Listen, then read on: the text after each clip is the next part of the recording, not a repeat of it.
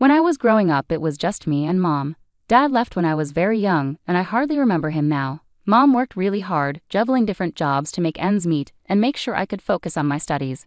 Thanks to her sacrifices, I got a scholarship that helped me finish college without ending up in huge debt. I studied business management because I was determined to succeed and never experienced the financial struggles we faced when I was young. After graduating, I moved to the city. Starting out was tough. I lived in a small apartment and often had to eat cheap meals like ramen. But I landed a job at a big company, starting at the bottom and working my way up. Within a few years, I wasn't just an employee there, I was in charge of a whole department. It was more than just a job to me, it was my territory. I made sure everyone I worked with felt respected and valued. During training sessions for new employees, I always emphasized the importance of respect and taking ownership of their work.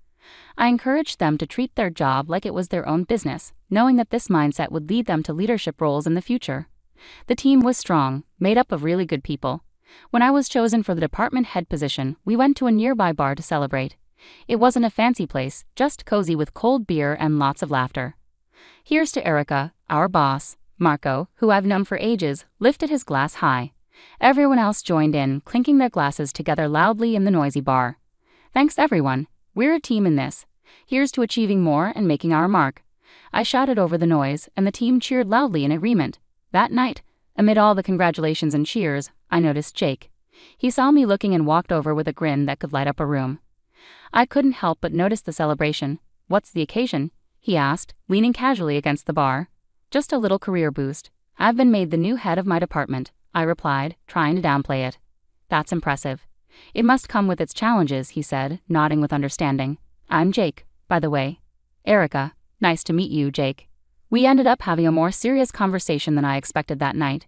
It turned out Jake was a financier, comfortable with numbers just like I was with project plans. Over the next 6 months, our casual dates evolved into spending weekends together. Before long, I found myself at his place more often than mine. His apartment was amazing, tall ceilings, a stunning view of the city, and a warmth that my own shabby rental couldn't match.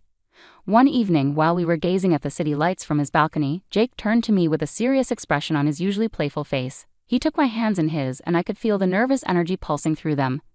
Erica, these past months with you have been the best of my life. I know this might seem fast, but sometimes you just know, right? Jake began, his voice filled with certainty and hope. I nodded, feeling my heart race as the city lights blurred around us. He reached into his jacket and pulled out a small box, opening it to reveal a ring that sparkled brilliantly in the light, almost as much as his eyes. Will you marry me, Erica? Yes, Jake. Absolutely yes, I managed, my voice thick with emotion. And just like that, I was engaged, to a man who truly saw me and loved every part of me, even the tough ones.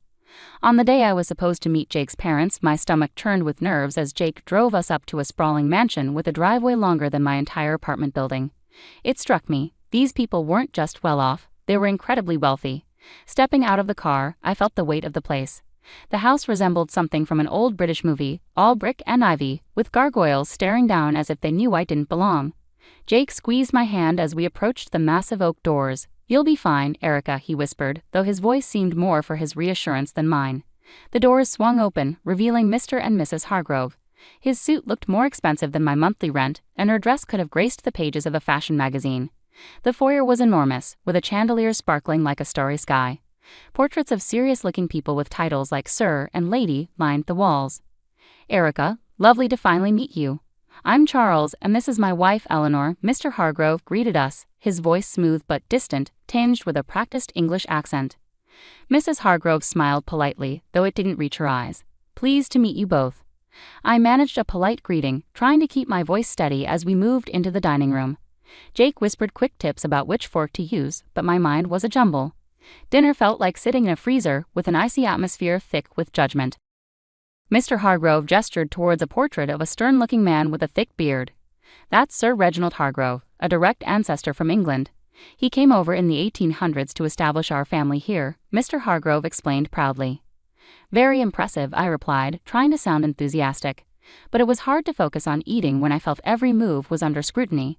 When I mistakenly reached for what I thought was the salad fork, the awkward silence that followed made it clear I had made a mistake. I looked to Jake for help, but before he could say anything, Mrs. Hargrove's sharp voice cut through. Perhaps things are done differently where you come from, dear, she remarked, each word precise and cutting. Sorry, I'm still learning, I muttered, feeling my cheeks burn. Jake tried to divert attention by sharing a story about us, but his parents seemed more interested in observing my struggle with the dessert spoon that followed. With each course, I felt smaller under their scrutinizing gazes. After the chilly dinner, we moved into the Hargroves' grand living room. The plush carpets and heavy curtains made the room feel even more stifling than the dining hall. Sinking into one of the ornate chairs, I felt like I was on display, an outsider in this lavish setting. Mrs. Hargrove, sitting gracefully on the edge of her seat, leaned forward. Erica, dear, tell us about your family. Your upbringing must have been quite different from ours. I paused, feeling Jake's tense gaze on me. Well, it was mostly just me and my mom. My dad left when I was really young, and I don't remember much about him. My mom worked hard to raise me on her own. She's a nurse. The room fell silent, heavy with tension. Mrs. Hargrove suddenly stood up, her chair scraping loudly against the floor. This is unacceptable, she declared, her voice dripping with disdain. We come from a long line of English heritage with standards and traditions. I cannot, and will not, allow my only son to marry someone without pedigree or knowledge of her own lineage. Mr. Hargrove, who had been quietly observing, finally spoke. His words were measured and cutting. It's crucial for us that our family connections are strong and well documented. Erica, can you even name your great-grandparents? I felt my cheeks burn with embarrassment. I only know about my maternal grandparents, I admitted quietly. Mr. Hargrove rolled his eyes, showing clear contempt. This is exactly what we feared, Mr. Hargrove muttered under his breath. Jake stepped in, his tone firm yet pleading. Mom, Dad, please. Erica is kind, hardworking, and she loves me. Isn't that what should matter? His mother's gaze remained unyielding. Respect and adherence to our family standards are what matter, Jacob.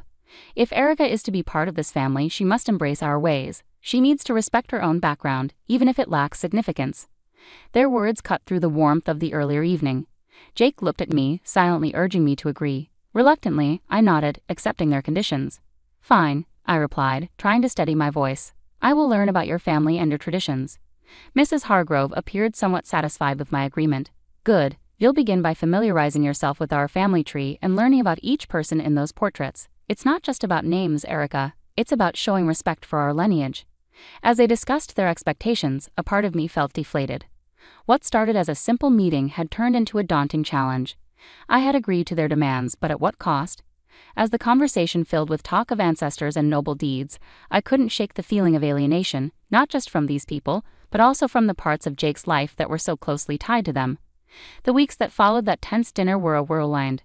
Balancing my day job with a series of etiquette and style classes, as insisted upon by Mr. and Mrs. Hargrove, left me exhausted. My days began early with the buzz of an alarm and ended late into the night, leaving me feeling drained and disconnected. Elbows off the table, Erica, the etiquette instructor gently chided during our session. And remember, the soup spoon moves away from you when you scoop. I nodded, trying to follow her instructions, but my mind was elsewhere, juggling between the workload waiting for me at the office and the endless wedding plans. You're doing fine, she reassured me, her voice calming. These things take time to get used to. I managed a weak smile. Thanks, it's just a lot to take in. Right on cue, my phone rang.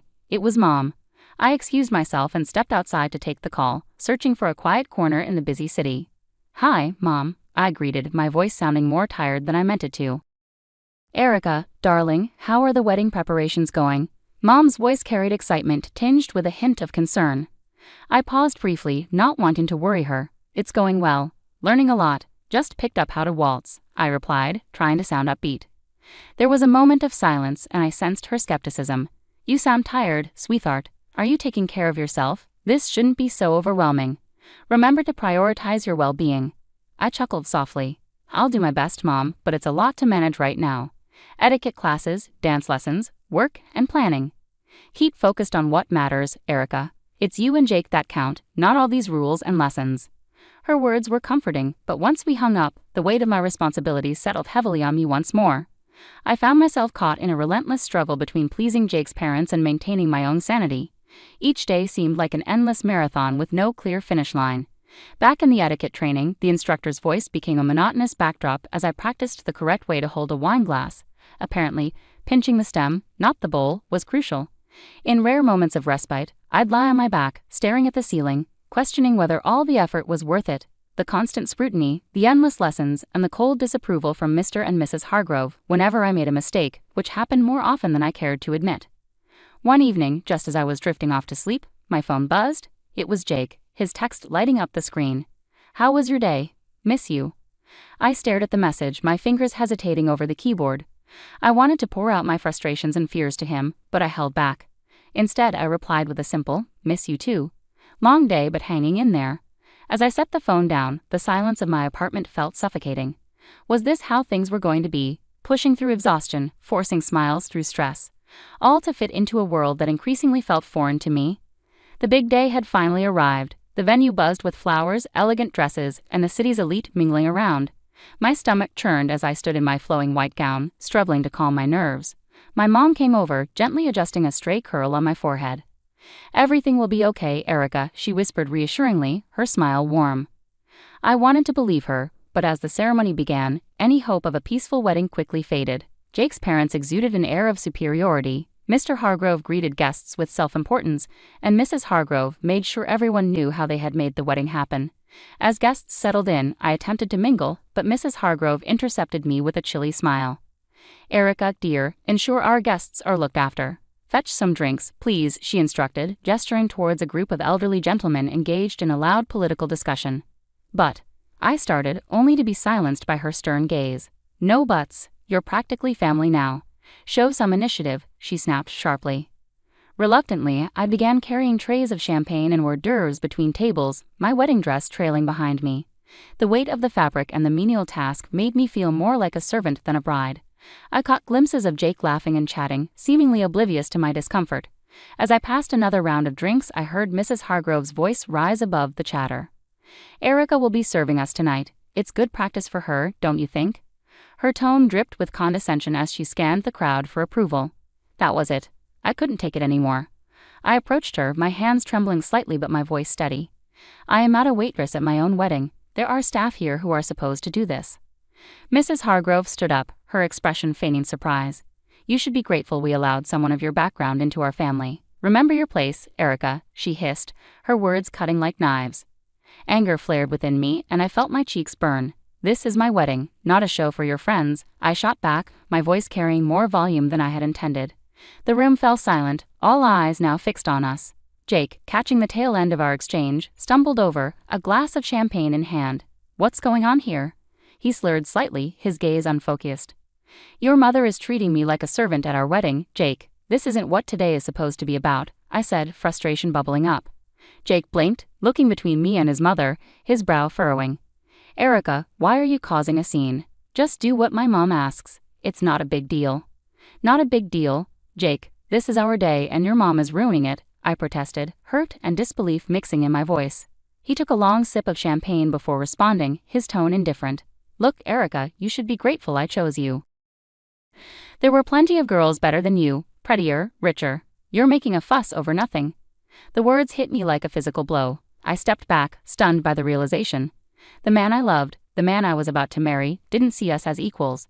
To him, I was merely a piece to fit into his family's expectations. Clutching my bouquet tightly, on the verge of breaking down, my mom approached. She took one look at me and enveloped me in her arms, holding me in a comforting embrace that seemed to shield me from everything. "Honey, do you truly love him? Do you really want this marriage?" she whispered, her voice tinged with concern. I shook my head, my voice barely audible. "No, Mom, I can't go through with this. I don't want to." Mom nodded, her expression determined as she gently took the bouquet from my trembling hands and guided me to a chair, her touch comforting. With unexpected resolve, she walked over to the DJ, requested the microphone, and turned to address the assembled guests.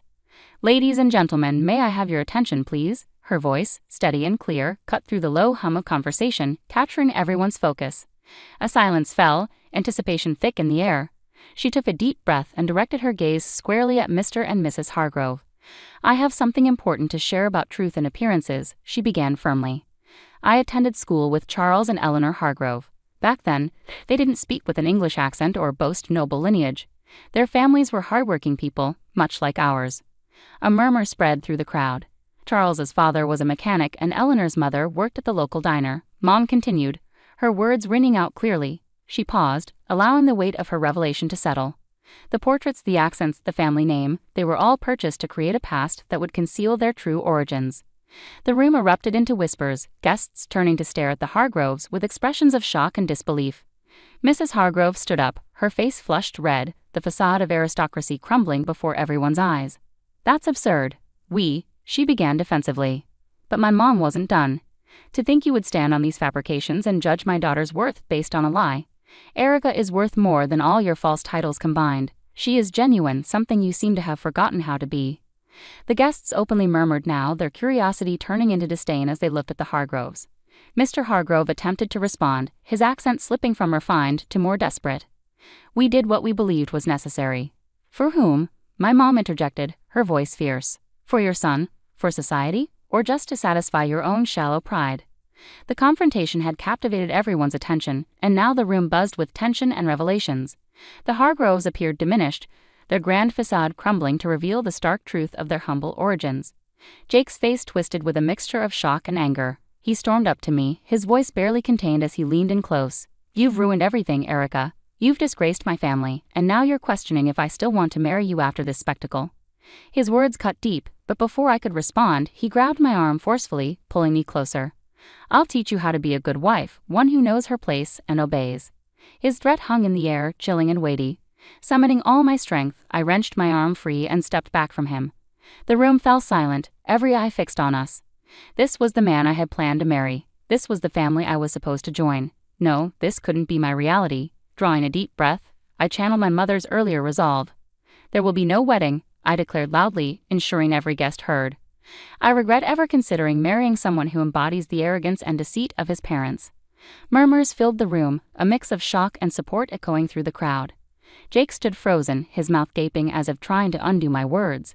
Beside me, my mother provided a steady presence, shielding me from the chaos. Together we walked through the guests, heads held high. In the weeks that followed, news of the Hargroves' deception spread rapidly through the city.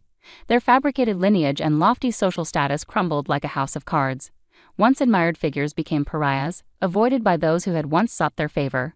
They sold their mansion and left town, seeking a fresh start where their tarnished past wouldn't follow. As for Jake, I heard snippets. Tales of a downward spiral, nights spent drowning his sorrows in bars. I didn't delve into the details, nor did I have any desire to. He had revealed his true nature, a side too ugly and deceitful for me to ever look back on with fondness. Thank you, Mom, I said one evening as we sat in our modest living room, a stark contrast to the opulent falsehood I had almost become a part of. For everything. For being there, for standing up for me, for helping me see the truth before it was too late. She squeezed my hand gently. I'll always be here, Erica. You're my daughter, and I raised you to be strong and true. No man, no family can ever diminish that. We sat in companionable silence, the TV murmuring in the background, a comforting normalcy after the tumultuous events. I had lost a fiancé but regained my life, my dignity, and most importantly, my future. Returning to work after the wedding disaster felt like stepping into a sanctuary. My colleagues who had heard about the chaos were incredibly supportive. Erica, you dodged a bullet, girl, Marco remarked as soon as I entered the office. Leaning against my desk, he offered me a steaming cup of coffee, a gesture that felt like both a peace offering and a welcome-back gift. Thanks, Marco. It's good to be back, I replied, accepting the coffee and relishing its familiar bitter warmth. And yeah, that bullet was more like a cannonball. That's refreshing, Jenny added from her cubicle across the way. Anyone who makes you serve guests at your own wedding is no husband material. You deserve way better, honorable. I smiled, appreciating her support. I think so too. It's nice to be back where I'm valued for who I am, not for the family I could have married into. In the weeks that followed, the encouragement from my team remained steadfast. It was during this period of healing that I met Brian. He was a friend of a friend, down to earth with a quick smile and an easygoing demeanor that was infectious. We first connected at a casual gathering, just friends hanging out on a Saturday afternoon. Brian greeted me warmly as I arrived. Hey, you must be Erica, he said, standing up to greet me. I've heard a lot about you. All good things, I promise. Thanks, Brian. I hope they didn't exaggerate too much, I replied, trying to match his relaxed vibe. We hit it off immediately. His family was a stark contrast to the Hargroves. When I met his parents, they welcomed me warmly with genuine hugs and smiles. Erica, we're just glad Brian found someone who makes him so happy, his mom said, pulling me into a hug as soon as I stepped through their front door. It felt refreshing, just genuine warmth and acceptance. Brian and I weren't rushing anything. We were taking our time getting to know each other beyond the surface level. Back at work, my boss called me into his office one day. Erica, I just want to say we've all noticed how you've handled everything. It hasn't been easy, but you've managed to keep your performance top-notch. I nodded, curious about where this was leading. We think it's time for another promotion. You've proven you can handle just about anything, and your leadership has never wavered. Leaving his office, I felt a surge of pride. With a new relationship unfolding, a career advancing, and the respect of those I cared about, I finally felt like I belonged.